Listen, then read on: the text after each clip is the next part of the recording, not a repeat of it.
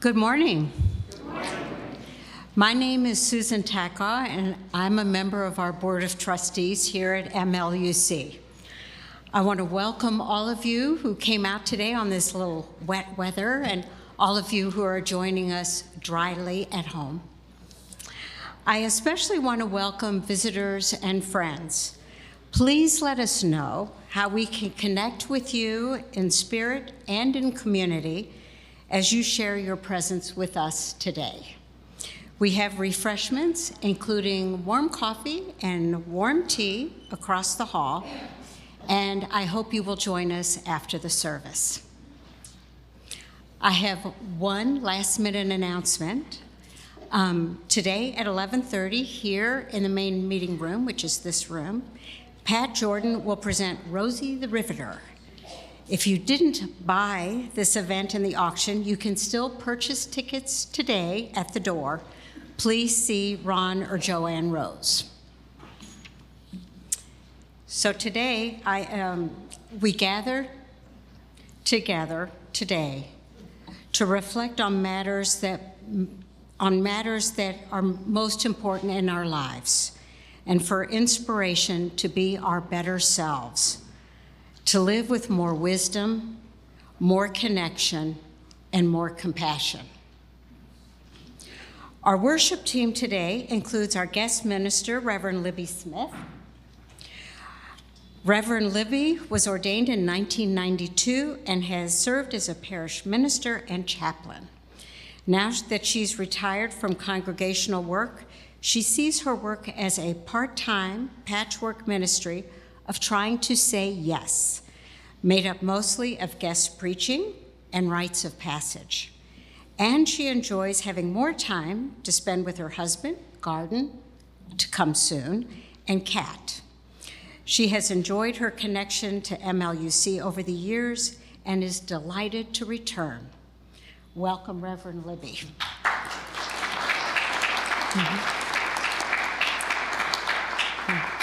We also have our Director of Learning and Family Ministries, Dawn Star Sarahs-Borchelt, leading our time for our all ages, and our Director of Music, David Brown, on percussion, mandolin, and violin, and Jodie Brown on piano and percussion. And Tina Adams is our worship associate. So please, kindly now silence your electronic devices, and then let us join together in affirming our mission statement. Together, we transform lives through love, service, and our welcoming faith. In light of recent threats from the Musk administration about ethnic cleansing, or as Trump puts it, creating the Riviera of the Middle East, this morning's music will be from Palestine. I'll be playing the violin imitating the rababa, which is a sort of bowed lute, the mandolin imitating the oud, spelled O-U-D, which is actually a fairly comparable instrument in terms of its timbre. And despite the ubiquity of the piano, I'm not aware of any traditional equivalent. We present this music this morning not to claim it as part of our tradition, but to recognize the beauty and independence of Palestinian culture, but also so that we might be inspired to stand up to mitigate suffering in some way. After all, this music these are songs of hope and light and peace and resistance.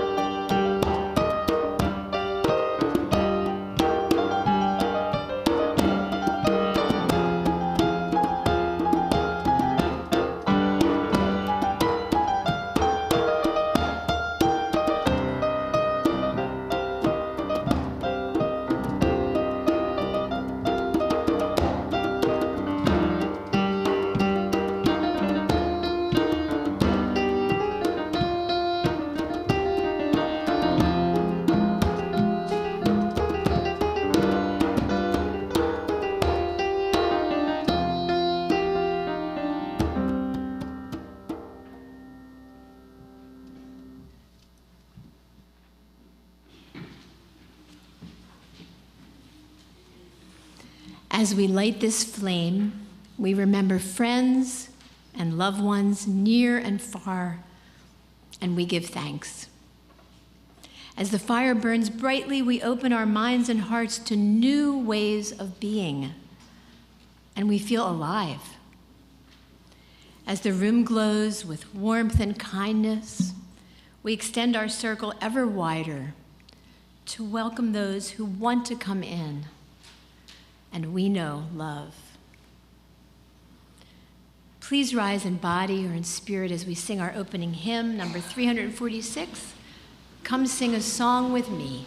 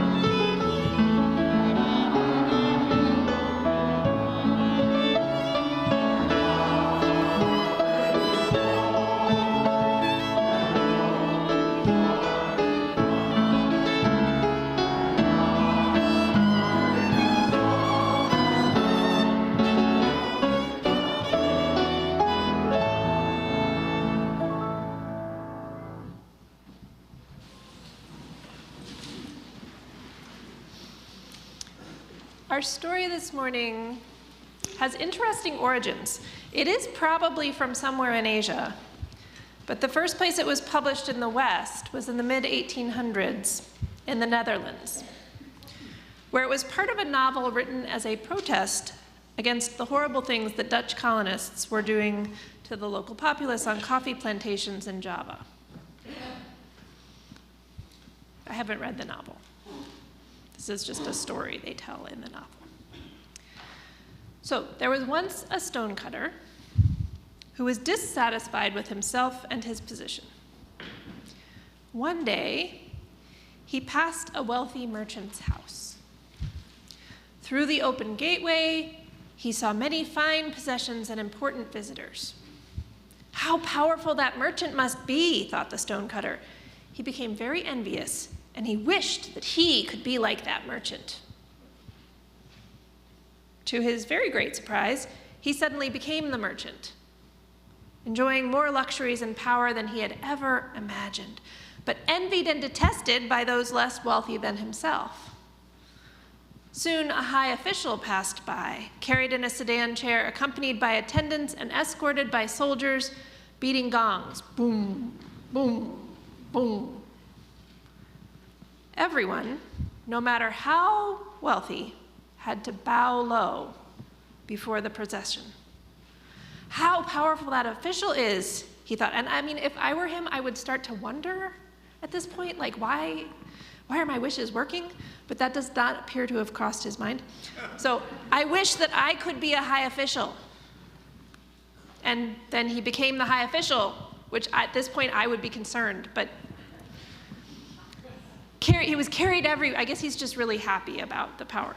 So he's carried everywhere in his embroidered sedan chair and feared and hated by the people all around him. But it was hot, it was summer, and so he felt very uncomfortable in the sticky sedan chair. He looked up at the sun. Okay, I cannot see the sun, it is too cloudy, but we can imagine. It shone proudly in the sky, unaffected by his presence. How powerful the sun is, he thought. I wish that I could be the sun. Do you start to see a pattern here? He never feels like he's enough or like he has enough. He always wants to be the thing that's bigger or more powerful. So he became the sun, shining fiercely down on the fields, scorching everyone, cursed by the farmers and the laborers.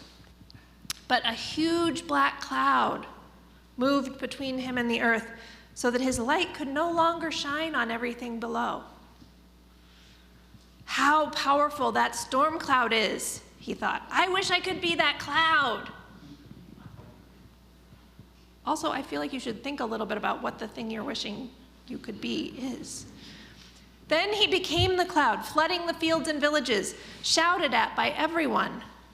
But soon he found that he was being pushed away by some great force and realized that it was the wind. How powerful the wind is, he thought. I wish I could be the wind. And he became the wind, blowing tiles off the roofs of houses, uprooting trees, feared and hated by all below him. But after a while, he pushed up against something that wouldn't move, no matter how forcefully he blew against it. A huge, towering rock. How powerful that rock is, he thought. I wish that I could be a rock. And then he became that rock, more powerful than anything else on earth, he thought. But as he stood there, he heard the sound of a hammer pounding a chisel into the hard surface and felt himself being changed. What could be more powerful than I, the rock, he thought. And he looked down and saw far below him the figure of a stonecutter. Children and youth can go to their classes. If you are in 6th grade and up, you probably know where you're going, but ask me if you don't. And if you're younger than that, meet me in the hallway.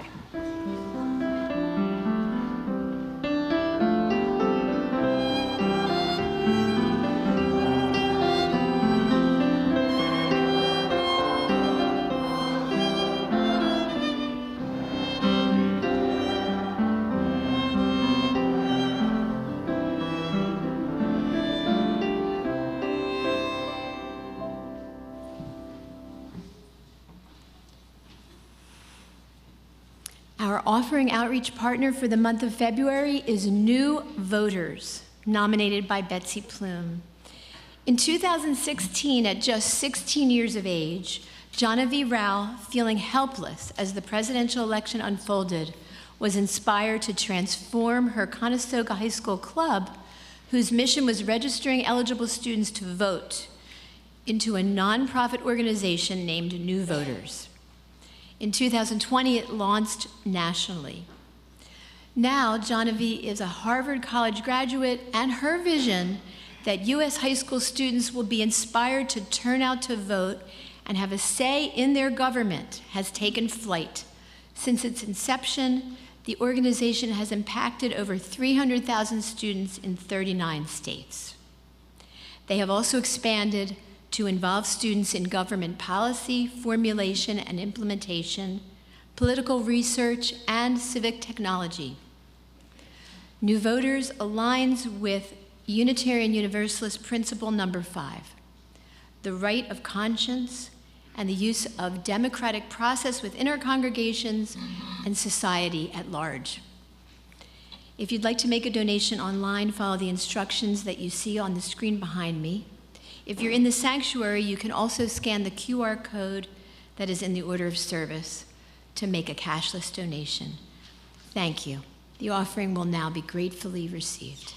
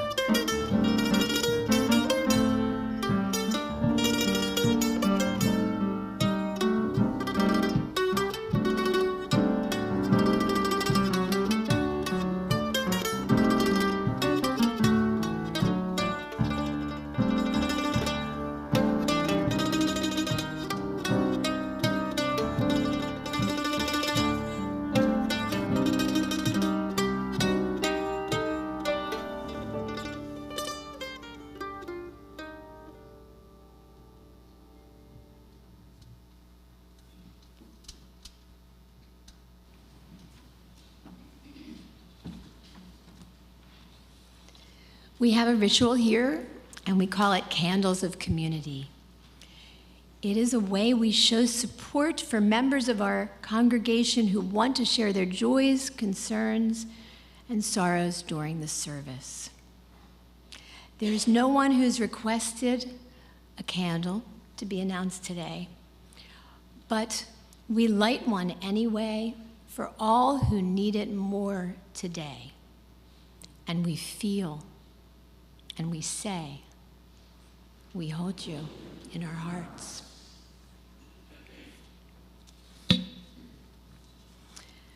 Now, a reading from the teachings of Father Richard Rohr. Most of us have grown up with a capitalist worldview, which makes a virtue and goal out of accumulation, consumption, and collecting. It has taught us to assume, quite falsely, that more is better. It's hard for us to recognize this unsustainable and unhappy trap because it's the only game in town.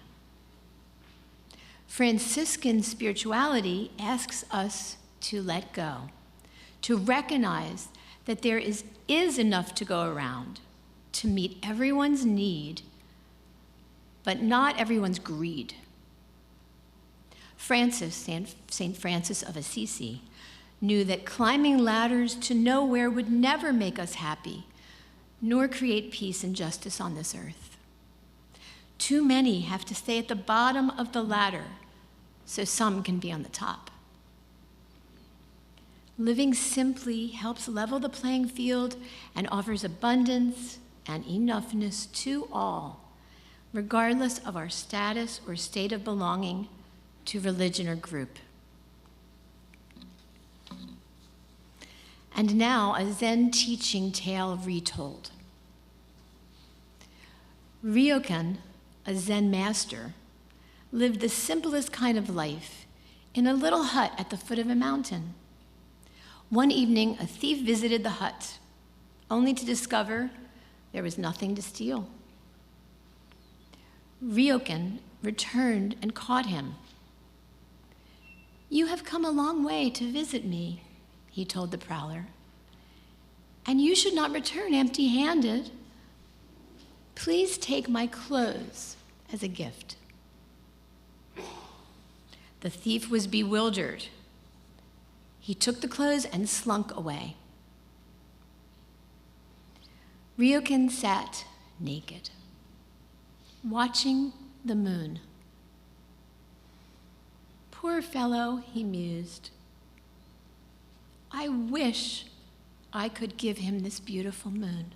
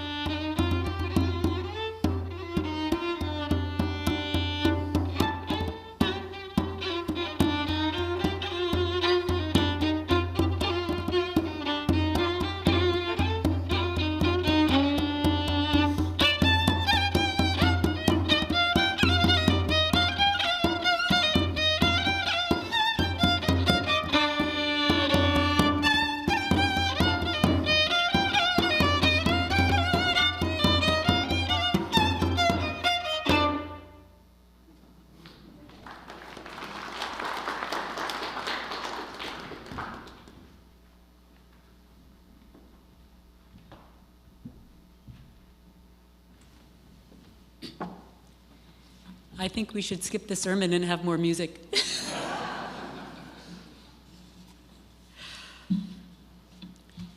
It's lovely to be back with you. And I struggled with this sermon. I often am bringing a sermon that I have used before, and then I realize, oh, but it needs some adapting. It needs improving. It needs work.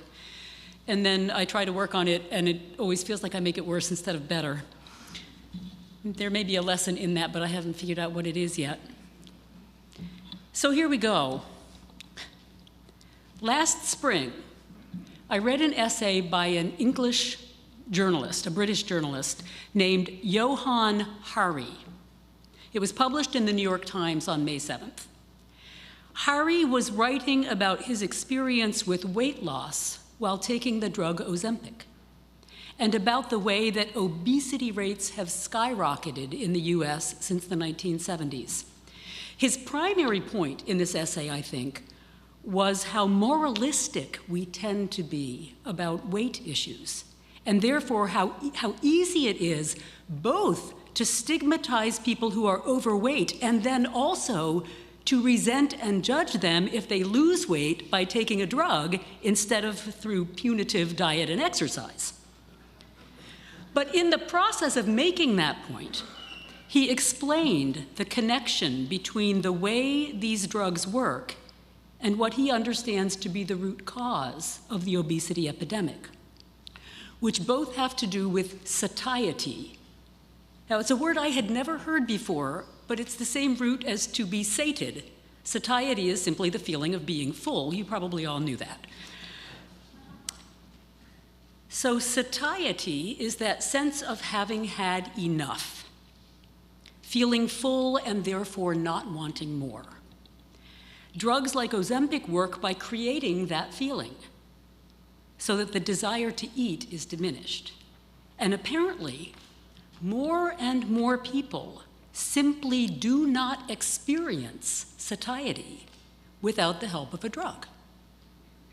Hari says, and I quote, "The primary reason we have gained weight at a pace unprecedented in human history is that our diets have radically changed in ways that have deeply undermined our ability to feel sated." And to support this theory, he cites a study done with lab rats at Mount Sinai Hospital in New York, which he nicknamed Cheesecake Park. And this is his description of the study in layperson's terms. It's a rather long quotation, but bear with me because it really gives a good description of what they did there. He says, Paul Kenny, a neuroscientist at Mount Sinai Hospital in New York, grew up in Ireland. After he moved in the year 2000 to the United States, he gained 30 pounds in 2 years. He began to wonder if the American diet has some kind of strange effect on our brains and our cravings. So he designed an experiment to test it. He and a colleague raised a group of rats in a cage and gave them an abundant supply of healthy, balanced rat chow, made out of the kind of food rats had been eating for a very long time. The rats would eat it when they were hungry, and then they seemed to feel sated and stopped. They did not become fat. But then Dr. Kenny and his colleague exposed the rats to an American diet: fried bacon, Snickers bars, cheesecake, and other treats. They went crazy for it. The rats would hurl themselves into the cheesecake, gorge themselves, and emerge with their faces and whiskers totally slicked with it. They quickly lost almost all interest in healthy food. Within 6 weeks, obesity rates soared. Harry then describes the switch back from the American diet to the rat chow, which he said really was rather cruel. And the expectation was that the rats would then simply eat the rat chow, but eat more of it because their appetites had been expanded. In fact, what happened was that they no longer seemed to recognize the rat chow as food. And they ate almost nothing until they were literally starving, and then began to eat the rat chow again. And he says that's what has happened to us. Our body chemistry has been so changed by our diet that we crave what's bad for us, and many people are no longer able to experience a sense of fullness without chemical help. He calls it a crisis largely created by the food industry. I've read articles about the ways that manufacturers of processed foods work very hard to create food that's hard to stop eating. And I agree with Harry that people who rely on drugs like Ozempic shouldn't be stigmatized any more than someone who needs insulin to control their diabetes. A dear friend of mine has now lost 40 pounds taking Ozempic, and he's happier and healthier than he's been for a very long time. And I am not immune to junk food. I can't get through the process of writing a sermon without a movie theater-sized box of Milk Duds. So I don't want to sound holier than thou about any of this. But the essay never addressed, and I guess because this wasn't his primary point, the essay never addressed the root problem of why we as a culture have allowed ourselves to be so influenced by the food industry that our bodies can no longer recognize something as basic as when we are full, that we've had enough. Now that question deserves a sermon of its own because it connects to really serious economic and justice issues. We could look at how cheap processed food is, and how readily available it is, and how in food deserts it may be the only thing that's available or affordable. But that would be a different sermon than the one I'm preaching this morning, because this sermon is not actually, despite its introduction, about obesity, or what causes it, or how we should respond to drugs like Ozempic. Those things all became, for me, a springboard into a reflection on a broader question that is less physical than it is spiritual. Because it's not only in our diets as a culture that we struggle to recognize when we're full. This inability to know that we have enough applies to far more than food. You know, whenever I travel, whether it's for a few days or for a few weeks, I'm amazed by how little I need. I live happily out of a small suitcase. I don't miss anything that I've left at home. And every time I think, okay, this settles it. As soon as I get home, I'm getting rid of most of my stuff because I don't need it. And then I get home. And I take a few days to recover from the traveling, and by then I'm absolutely convinced that I need all that stuff. Now, of course, there are things that I need at home that I don't need when I'm traveling. But even so, I think you get my point. And I go back to those words from Father Richard Rohr. Most of us have grown up with a capitalist worldview which makes a virtue and goal out of accumulation, consumption, and collecting. It has taught us to assume quite falsely that more is better. It's hard for us to recognize this unsustainable and unhappy trap because it's the only game in town. It's easy to look at the world around us right now and see that playing out in spades. A few very specific people jump right into my mind when I think about the dangers of always wanting more money, more attention, more power, more people at your inauguration. It's very easy for me to point my finger at some of those very high-profile specific people and say, they're the problem. And I don't mind saying that I do think they're a problem. I think they're a serious problem, and I think we all need to be speaking up and taking action about some of those problems. But they are not the only problem. They are just the poster children of a much more widespread disease. I am caught up in the same dynamic, and I'm willing to bet that many of you are too. My love of acquisition may not be quite on the same level as some of the folks who are in the news every day, but I am not immune. A few weeks ago, my husband and I were restless. The rain had wiped out our plans for the day, and we felt housebound and cranky. We could have done any number of things, but what did we do? We went shopping. We went on a thrift shopping expedition. We didn't buy much, but that wasn't the point. The point is that we used buying stuff as our entertainment. I'm sure you've all heard the term retail therapy. We boost our spirits by acquiring stuff. Now, I am a knitter. Actually, it's more accurate to say that I am a yarn collector. I do knit occasionally, but oh, how I love yarn. Whenever I need a break from working on a sermon, perhaps when I've run out of milk duds, I browse through the yarn offerings on eBay. It's amazing the bargains you can find, especially when serious knitters have decided it's time to de-stash their luxury yarn. Stash is the word we use for the stockpile of yarn that we have just waiting for the right project to emerge. Now, there's an acronym in the knitting world, SABLE. It stands for Stash Acquisition Beyond Life Expectancy. Almost every serious knitter I know has reached SABLE. I have reached SABLE at least 3 times over. If I live to be 300, I will never use all my yarn. And yet, when I discovered that a local auction house was featuring large lots of very high-end yarn, I ended up bidding on and winning 2 lots of more than 30 skeins each. Because it was beautiful. And because when I figured the price per skein, it was an unbelievable bargain.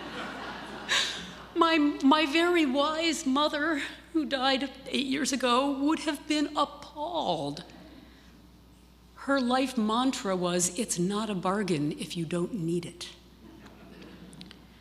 But it can be very hard for many of us to separate need from want, to know when we have enough, to realize that we're full.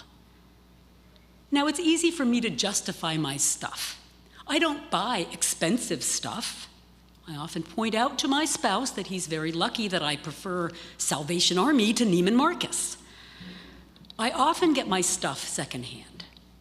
Other people have so much more stuff than I do. Mine hardly counts.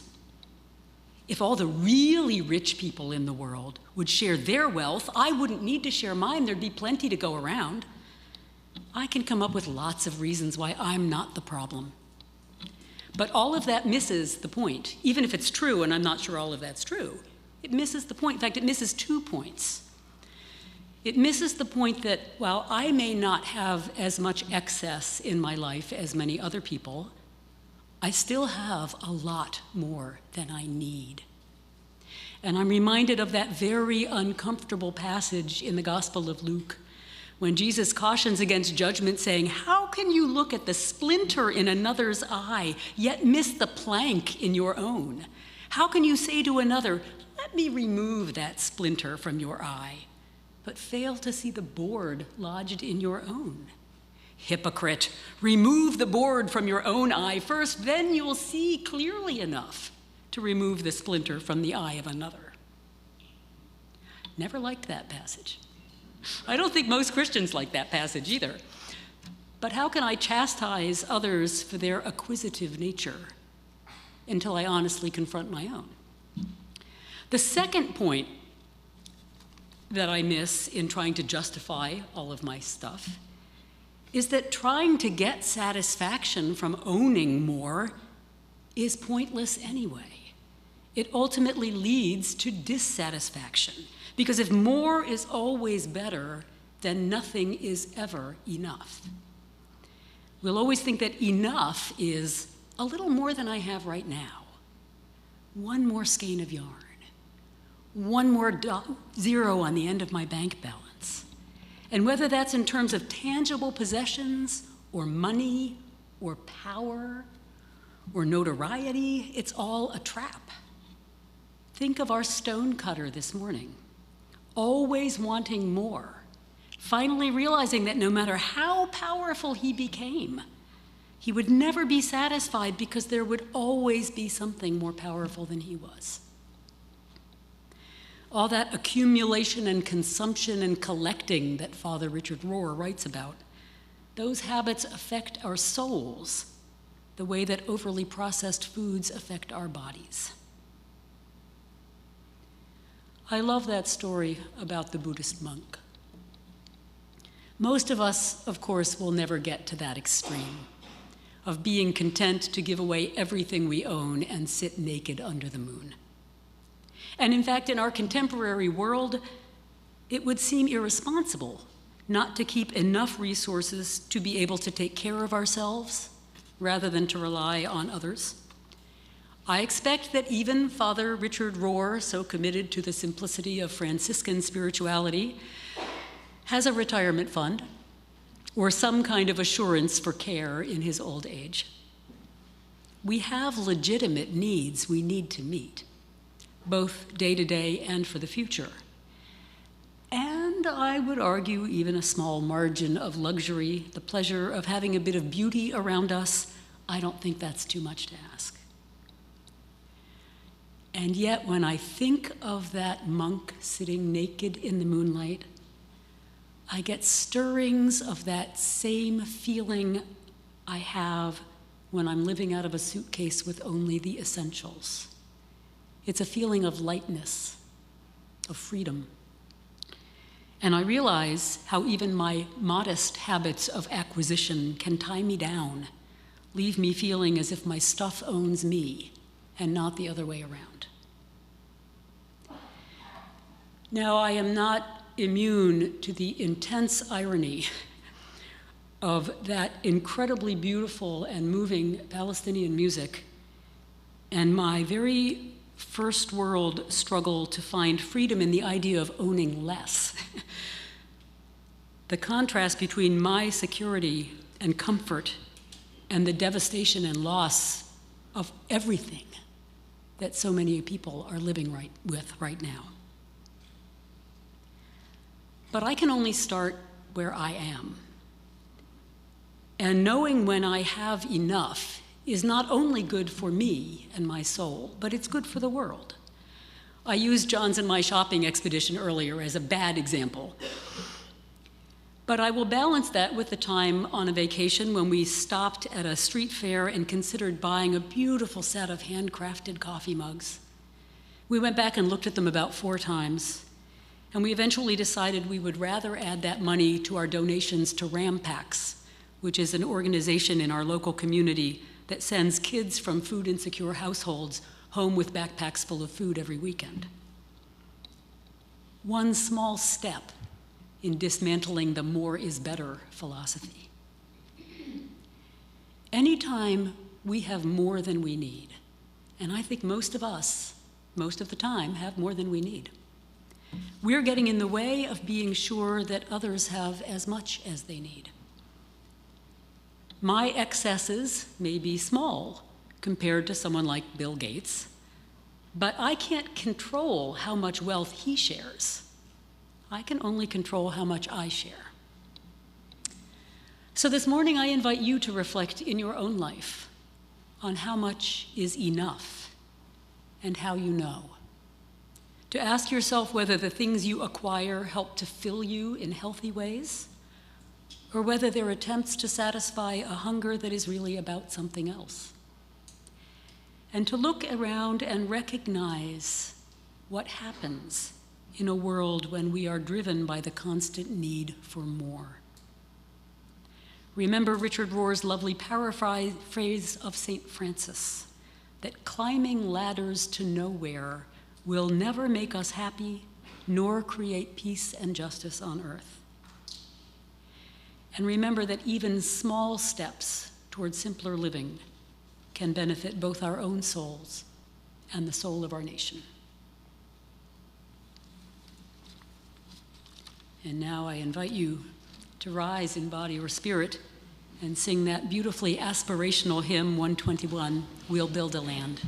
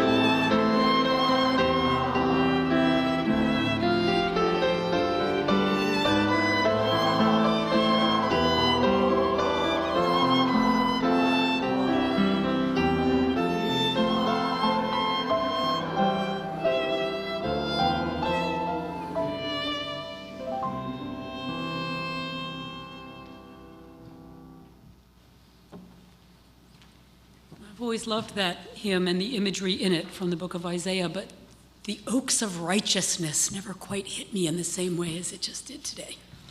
Words of benediction from the Reverend Sam Trumbore. Go forth in simplicity. Find and walk the path that leads to compassion and wisdom, that leads to happiness, peace, and ease. Welcome the stranger and open your heart to a world in need of healing. Be courageous before the forces of hate. Hold and embody a vision of the common good that serves the needs of all people. And now I invite us to be seated to enjoy and to participate in the postlude. Ya Rabba Salami, Terelena Salam. Ya Rabba Salami, Imla Kulubala Salam. Ya Rabba Salami, Teretena Salam. Ya Rabba Salami, Imla Kalubana Salam. Ya Rabba Salami, Teralena Salam. Ya Rabba Salami, Imla Kalubana Salam. Ya Rabba Salami.